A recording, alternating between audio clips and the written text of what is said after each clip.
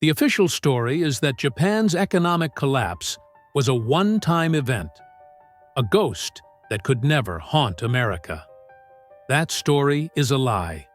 The same disease, unchecked asset bubbles, reckless credit, institutional denial, now infects the foundations of the U.S. financial system. This is not another lesson in economic tragedy. It is an urgent pattern mirrored in real estate surges, corporate debt explosions, and government interventions. Today, the warning is clear. Learn the arc of collapse and act before the same poison spreads to every edge of American prosperity. In the waning years of the 1980s, Japan's prosperity appeared invincible.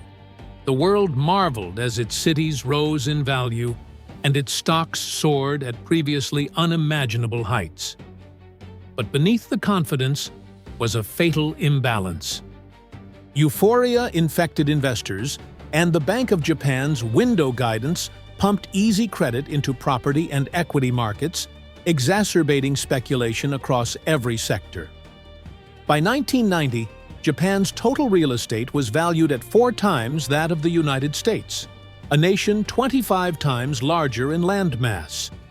The Imperial Palace grounds in Tokyo alone were worth more than the entire state of California. This illusion of stability lulled bureaucrats and families alike into complacency, while lending standards withered under pressure, fueling dangerous debt levels and driving asset prices into absolute delirium. The central bank's policy of abundant liquidity did not reinforce Japan's economic strength. Instead, it planted the seeds of a devastating reaction that would consume the nation. Japanese banks, unshackled from regulation, became fire hoses of capital. They sprayed money at anyone who asked, funding real estate ventures built on fantasy and stock purchases priced for infinity. Beneath the promise of endless growth, a systemic infection was festering, hidden in plain sight. The mechanism was devastatingly simple: cheap money chasing rising prices in an endless cycle, a pattern familiar in every page of financial history. Observing this scene from the vantage of the future, the cyclical pathology stands out clearly. What was celebrated as an economic miracle was merely the first infection in a much greater collapse, waiting to unfold. At the crest of prosperity, denial took root like a cancer in the system. On Christmas Day, 1989, the new Bank of Japan Governor Yasushi Mieno raised interest rates. 4 days later, the Nikkei 225 reached its all-time peak of 38,915. By August 1990, rates had climbed to 6%, severing the flow of easy money that had sustained the bubble. Instantly, the bubble burst with devastating force. The Nikkei plummeted to 20,000 by September, a 48% collapse in 9 months. Land values tumbled across the entire nation, erasing fortunes overnight. Banks, paralyzed by an ocean of bad debt they could no longer ignore, clung desperately to their losses, refusing to recognize insolvency, a fatal mistake that prolonged their agony for decades. Repeated government interventions failed miserably to revive the dying system. Instead, capital infusions and desperate policies created legions of zombie banks, institutions surviving only on government bailouts, unable to lend productively or grow meaningfully. Research by economists Ricardo Caballero, Takeo Hoshi, and Anil Kashyap documented that by the early 2000s, 30% of publicly traded firms were on life support from banks. As recession deepened into permanent stagnation, businesses found themselves crushed by impossible debt burdens. Families watched their life savings eroded by persistent deflation. The sacred promise of lifetime employment vanished. For an entire generation, the ladder of upward mobility was simply kicked away. In hindsight, every signal — liquidity traps, persistent deflation, stagnant wages, corporate zombification — formed a medical chart of a system succumbing to unchecked infection. While political leaders prescribed false hope and empty promises, the disease of denial and delayed action ensured the illness festered, consuming decades of prosperity. This medical chart of economic decay was not buried in an archive. It was a blueprint. And now, America is following it step by step. Look now at America from the vantage of history. Euphoria swells dangerously in housing markets.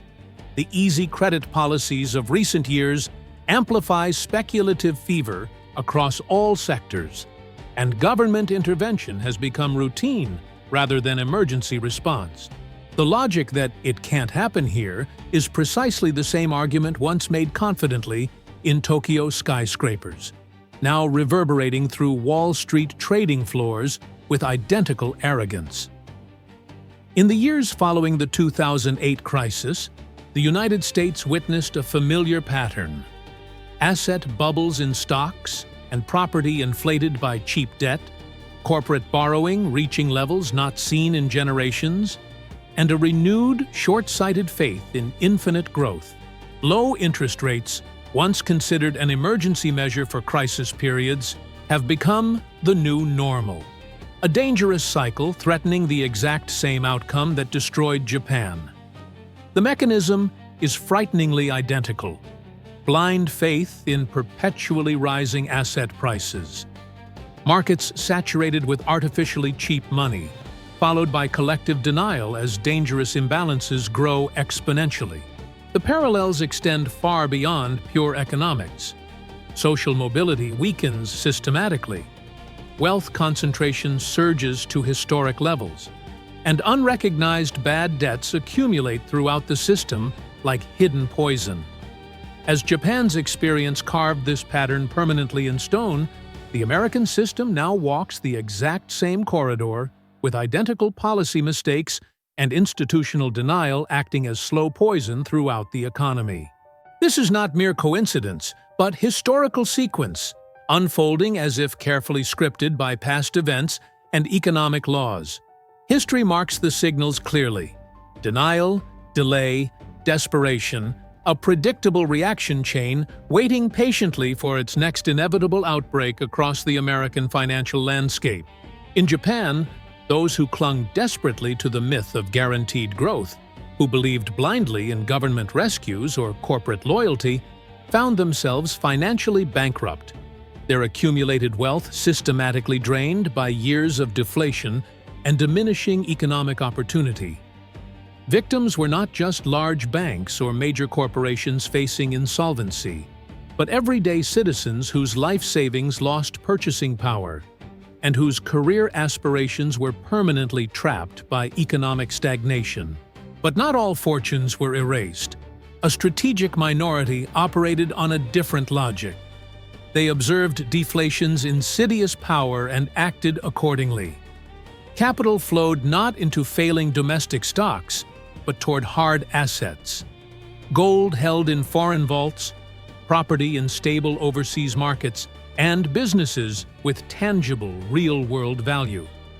The dividing line was not faith in a broken system, but a cold calculation of its inevitable decay. The most successful built international diversification long before crisis struck, recognizing that domestic-only strategies invite total destruction. Others who prospered understood currency dynamics and positioned accordingly in assets that maintain value regardless of monetary policy failures. The historical record shows a clear pattern. Survivors moved capital abroad early, acquired physical assets with intrinsic value, and avoided debt-dependent strategies that destroyed their neighbors. The history lesson is crystal clear. In a system afflicted by collapse and prolonged stagnation, rigid loyalty to tradition and naive trust in perpetual growth spell financial ruin. Survival emerges through constant vigilance, deep understanding of monetary cycles, and decisive repositioning before the destructive pattern closes its crushing grip. The story of Japan's lost decade is not merely a historical tragedy of excess. It is a clinical warning for those who wish to protect and preserve their wealth when the next infection appears in their economic system. Japan's lost decade was not an economic anomaly, but an inevitable consequence, a warning permanently etched in financial history that asset bubbles, institutional denial, and delayed intervention inevitably breed systemic collapse and slow decay. Today, as the U.S. economy methodically repeats every dangerous symptom: euphoria, debt cycles, reliance on artificial monetary stimulus, the lesson stands as a stark caution for those willing to see clearly. The central pattern of liquidation, denial, and stagnation emerges with mathematical precision, offering not just historical memory, but urgent intelligence for survival. The chain reaction is always identical. Excess infects the system through easy credit. Dangerous optimism delays the necessary cure, and eventually, markets, savings, and lives are systematically consumed by the spreading disease. Those who ignore this pattern do so at their own peril. The infection spreads from institutions to individuals, from markets to families, leaving devastation that lasts for generations.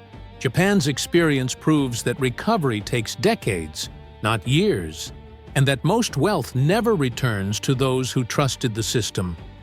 History doesn't repeat, but if you ignore it, it will crush you all the same.